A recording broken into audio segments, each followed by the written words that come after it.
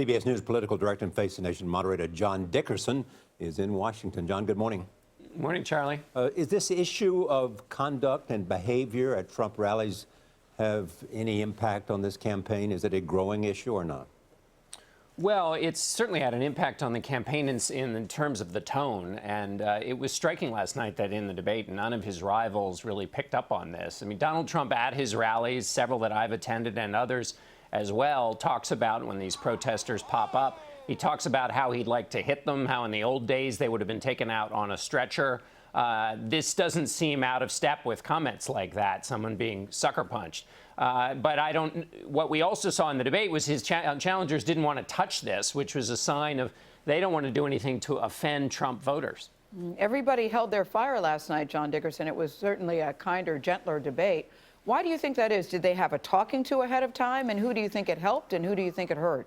Yes, a boxing match was interrupted by an actual debate. I think you've always had a situation where John Kasich and Ted Cruz didn't want to get in the fight. Marco Rubio has been taking it to Donald Trump, and this is a way in which Donald Trump really sets the tone, as he has in so many other ways in the Republican debate. He was on his best behavior, talking about unity, saying we're all in this together.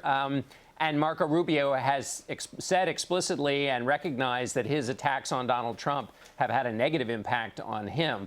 So everybody had their own reasons for behaving themselves. As far as Trump goes, though, John, I mean, is this him just sort of letting the clock run out, so to speak?